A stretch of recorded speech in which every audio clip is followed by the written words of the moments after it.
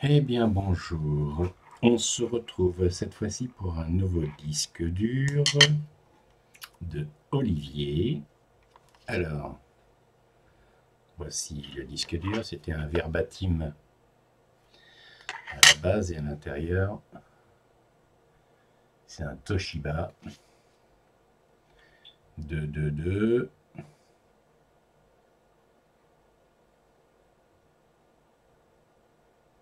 2 Teraoctets. Voilà, donc c'est un disque dur qui a fait une chute.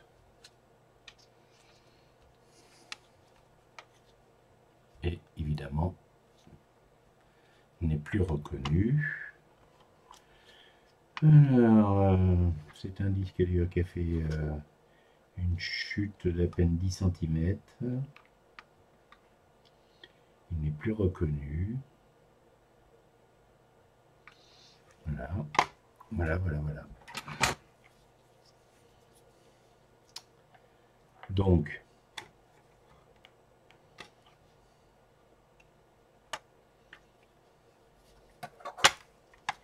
alors,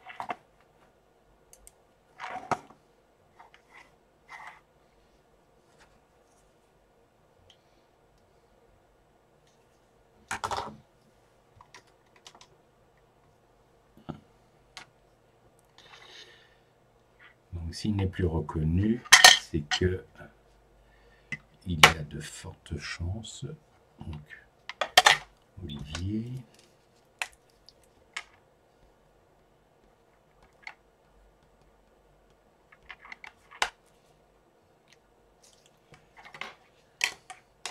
Je note tous les boîtiers, tout ça, parce que comme il y a différentes personnes, il ne faudrait pas qu'il y ait de mélange. Donc,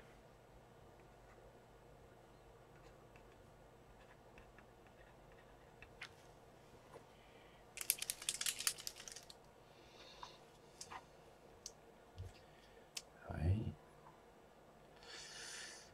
Ah, c'est bizarre quand même, parce que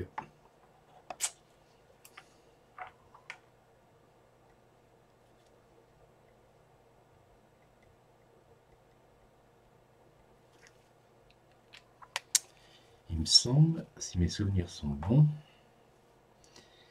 qu'il m'a dit qu'il n'avait pas été ouvert.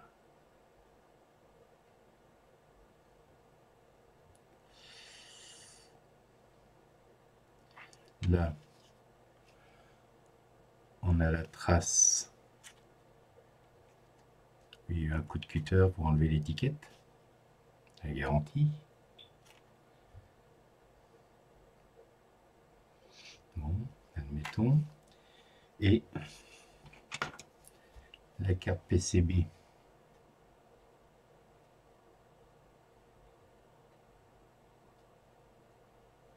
Elle a été ouverte. C'était dévissé. D'accord. Et j'ai bien l'impression que le disque, il était ouvert.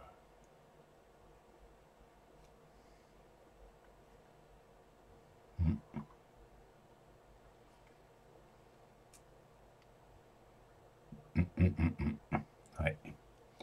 S'il y a des grosses traces d'impact.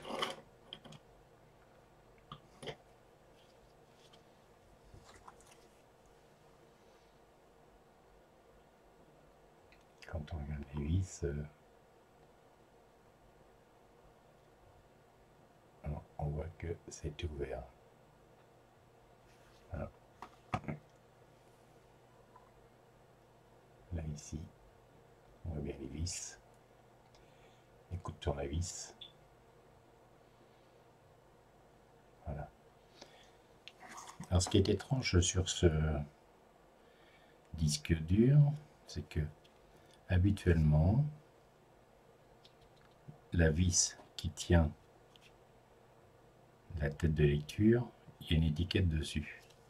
Alors, est-ce qu'il l'a enlevé? Il ne l'a pas remis. que là c'est pareil, normalement ici, on a une étiquette.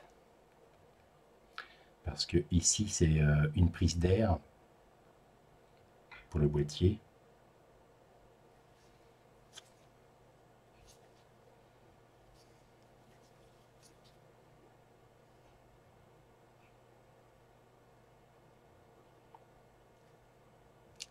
Là on en a une aussi là, mais qu'il ne faut pas couvrir, c'est bien marqué dessus.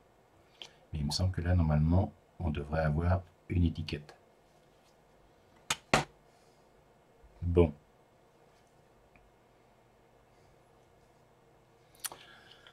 On va déjà inspecter le disque dur.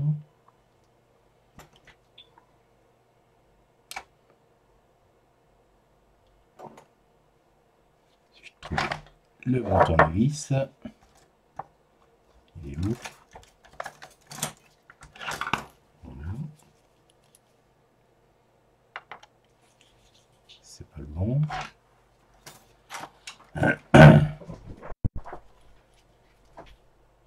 De quoi?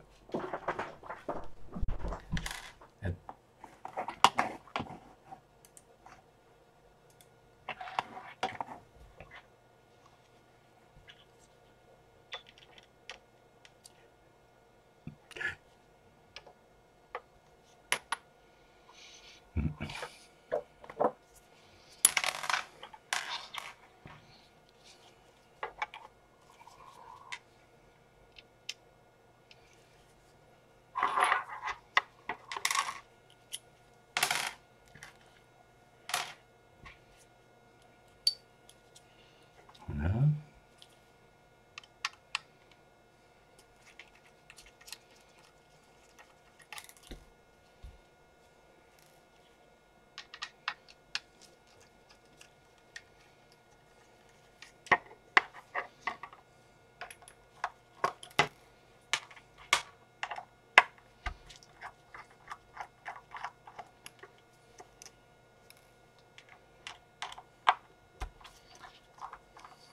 Donc là, à mon avis, ça doit être un disque dur avec certainement deux plateaux.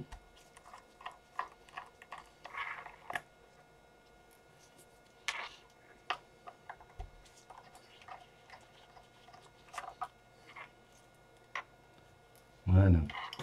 Alors.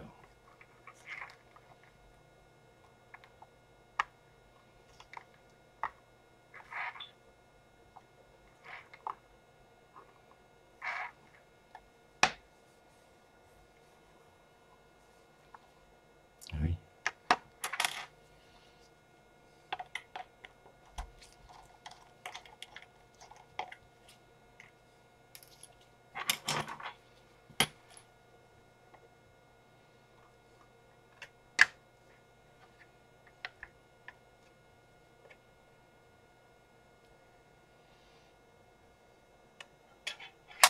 Voilà. Et c'est ça. Il y a deux plateaux.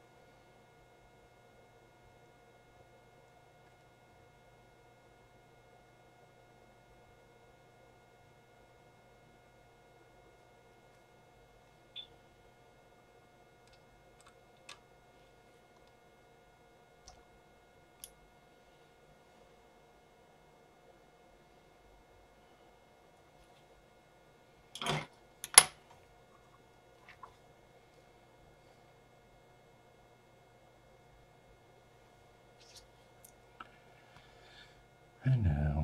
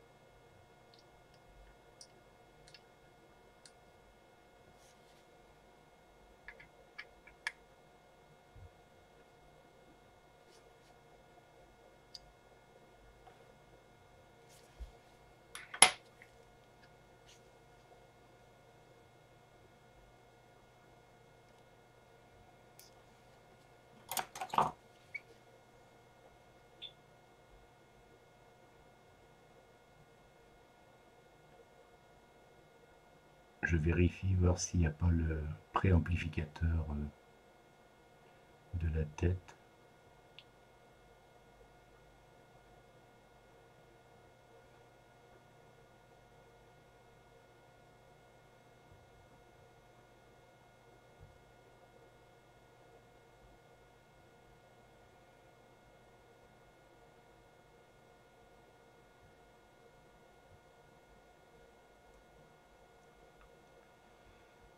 Ce qui est bizarre, c'est que la tête a dû en prendre un coup quand même, parce que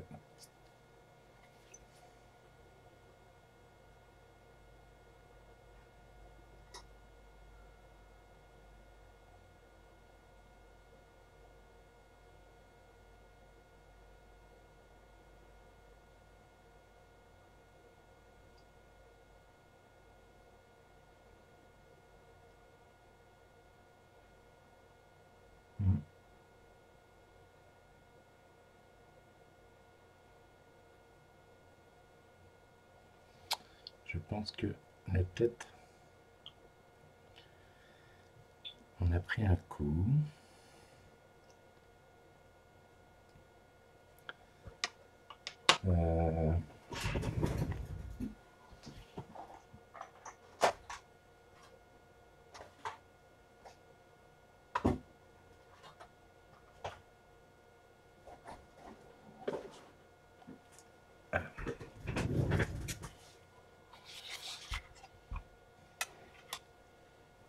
Le cordon.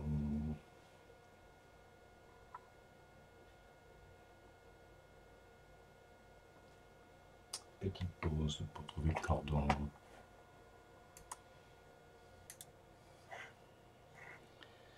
Alors,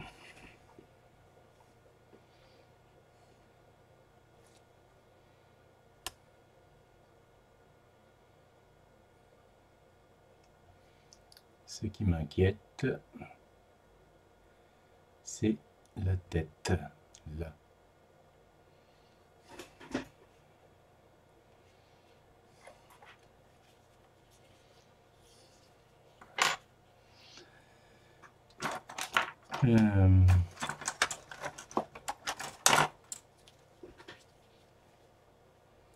Voilà, ici au bout.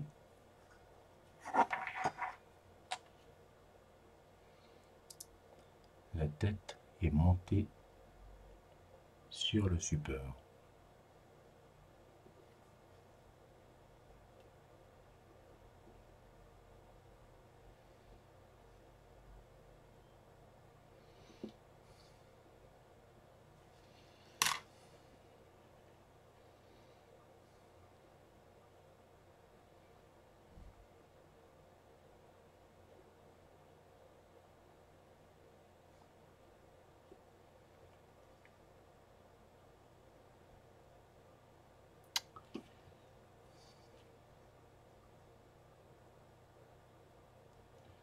Donc ça laisse à penser que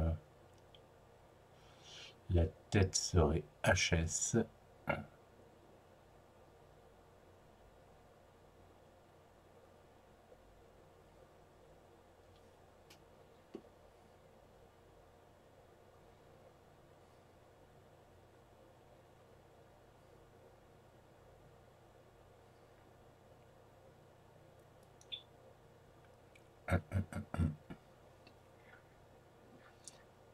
Parce que en dessous, évidemment, on va pas le voir.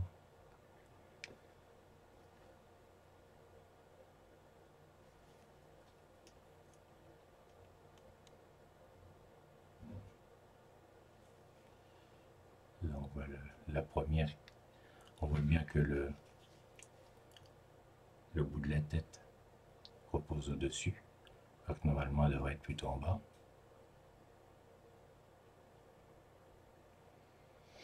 Donc soit ça bloque la tête,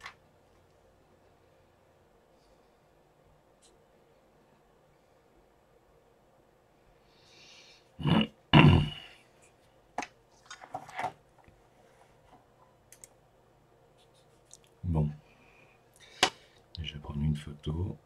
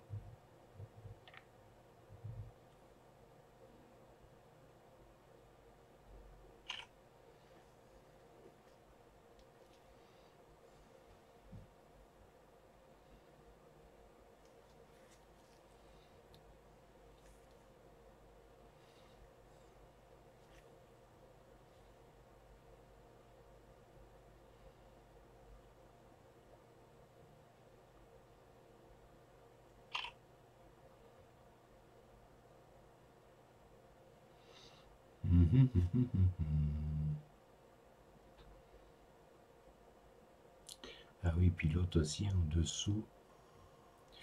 Ouh là là.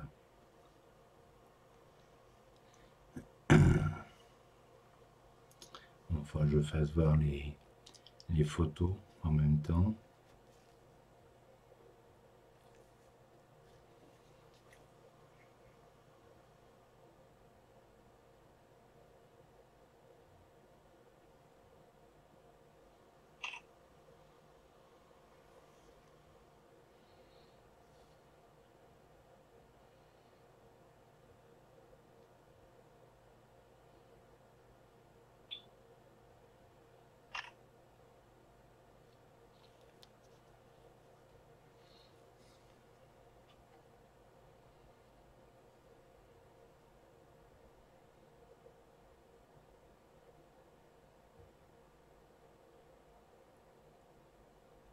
Bon. Un petit truc pour tenir ça.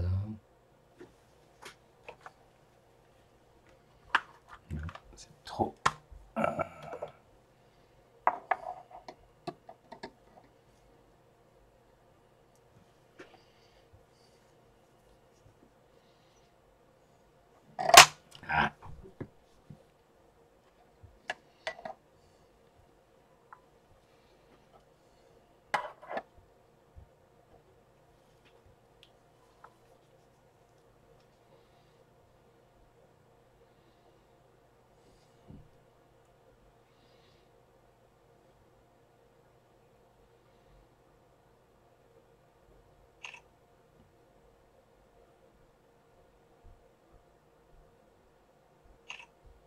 Bon. Voilà.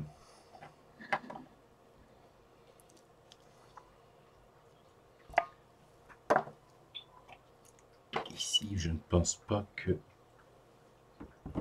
on puisse voir quelque chose de plus. Voyons voir. Microscope. Est-ce que... Ah, peut-être un peu...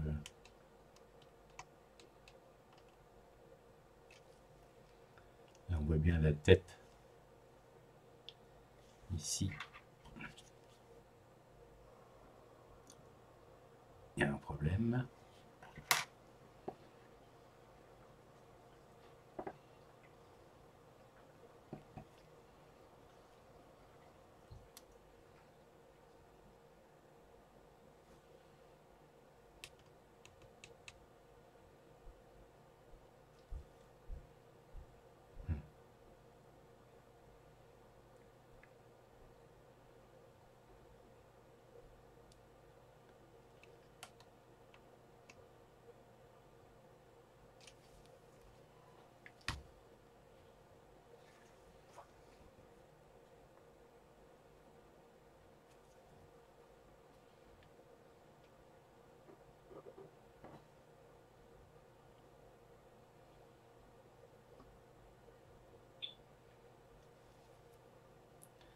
J'essaye de vous faire partager un petit peu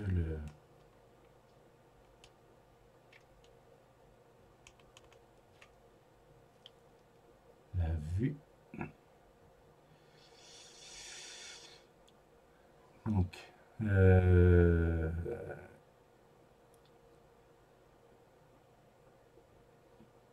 là, la tête, elle a pris cher. Bon.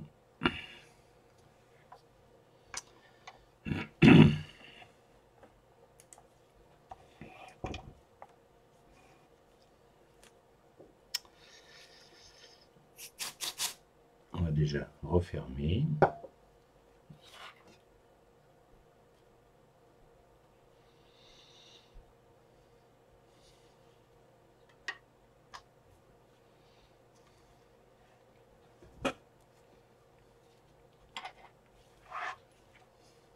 Bon, là, je pense que c'est vraiment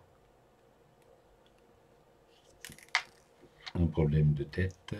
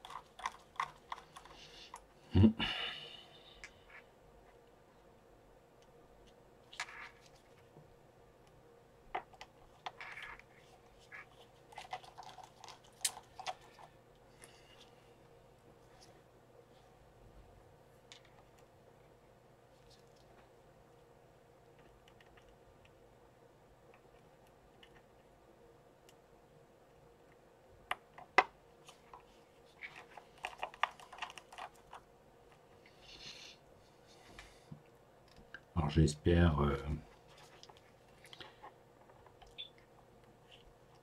que la personne n'a pas touché à la tête. Je vois pas comment elle a pu atterrir comme ça. Je vais bien regarder les vidéos et photos pour essayer d'imaginer, enfin, de tirer des hypothèses sur ce qui aurait pu se passer lors de la chute. Mais bon, pour l'instant, c'est un peu mal parti. On va dire ça comme ça. Bon, je vais déjà prévenir la personne. Je vais voir avec Olivier ce qu'il en pense. Je vais lui envoyer les photos. Et on va voir un peu plus loin. Donc ça, c'est le résultat d'un disque dur qui a fait vraiment une chute. Et pourtant, d'après ce qu'il m'a dit, hein, c'est une petite chute. Hein, il y a quoi? Ça a dû tomber de 10 cm. Hein. Mais il y a des moments où il ne faut pas grand-chose. Hein.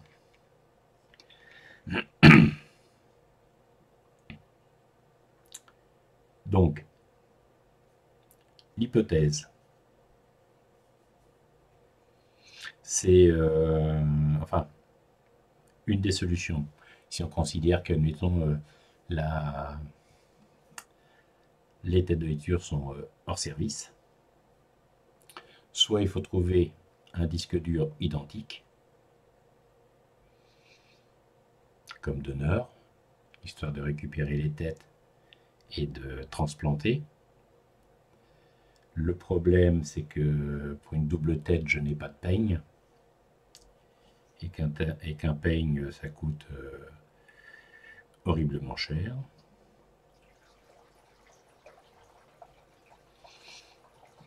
Et l'autre solution, ce serait de transférer les disques, les disques dans l'autre boîtier.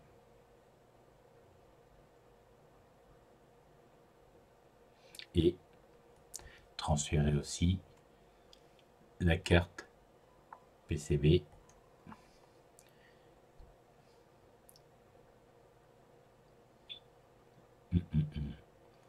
afin de pouvoir récupérer la table d'allocation. Bon.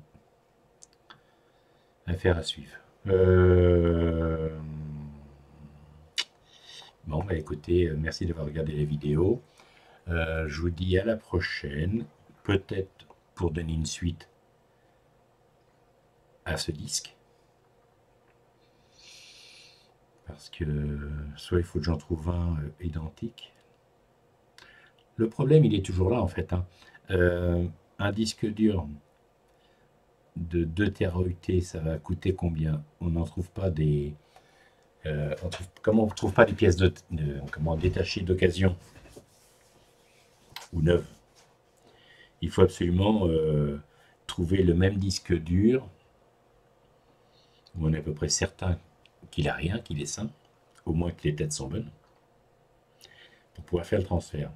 Donc si on part sur un disque dur neuf, le problème c'est que ça coûte un peu de sous et que la transplantation n'est pas garantie.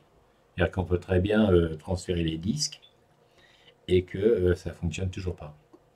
Donc on va avoir dépensé de l'argent pour rien. Dans ce secteur-là, il faut quand même savoir, c'est que il n'y a vraiment aucune garantie de réussite. Hein. C'est vraiment au petit bonheur la chance. Il faut vraiment un gros capital chance pour pouvoir récupérer des données, surtout sur des disques durs où il y a eu un choc. Parce que là, c'est pareil. Le problème, c'est que je suppose que la tête de lecture en a pris un coup. Mais comme là, on a 2 disques, il y a 2 galettes, l'une au-dessus de l'autre. Donc, on arrive à voir l'état de surface sur une, mais on ne voit pas l'état de surface en dessous et les 2 faces du disque en dessous. Ce qui fait que on peut très bien se retrouver avec un disque où les deux, le disque du dessous soit partiellement rayé, et auquel cas on aurait des gros soucis de récupération de données. Et on ne peut pas les dissocier, parce que si on les dissocie, on perd la synchronisation. Lorsqu'un disque a été formaté avec les données, qu'il est emboîté l'un au-dessus de l'autre, peu importe le nombre de disques, il faut absolument qu'il soit remis dans les mêmes conditions. Alors on peut voir des vidéos sur YouTube où les personnes s'amusent à enlever galette par galette, mais en fait, ce qu'ils ont fait, ils ont fait un repère sur la tranche des disques pour repérer. Alors, la fiabilité, j'ai pas vu de vidéo, moi, où j'ai vu des vidéos où on voyait le démontage, mais j'ai pas vu de vidéo où on voyait le remontage et le direct avec le logiciel pour savoir si l'opération avait été réussie. Donc c'est un flou total. Moi je dirais que je ne m'amuserais pas à enlever galette par galette. Donc vous verrez sur d'autres vidéos, une autre vidéo où il y avait un seul disque, je l'avais enlevé avec des adhésifs transplantés. Il y a un boîtier qui existe aussi pour faire l'opération où on prend les 3 ou 4 disques en même temps, et comme une cloche, on transplante de l'un à l'autre.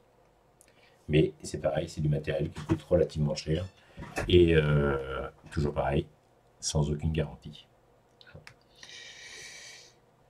Les sociétés de récupération peuvent se permettre parce que ils ont un tel volume que bon, dans l'ensemble, le matériel se trouve amorti. Pour un petit passionné comme ça, lambda, c'est quand même quelque chose qui reste hors de prix, sauf à trouver une solution bidouille pour pouvoir remplacer ce type d'appareil. C'est faisable, mais bon, faut arriver à le concevoir. Pour l'instant, je n'ai pas encore réussi à trouver la bonne idée pour faire l'opération. Bon, on va s'arrêter pour cette fois-ci, et puis je vous tiendrai au courant quand même de la suite que je vais donner à ce disque dur. Merci d'avoir regardé la vidéo, et à la prochaine.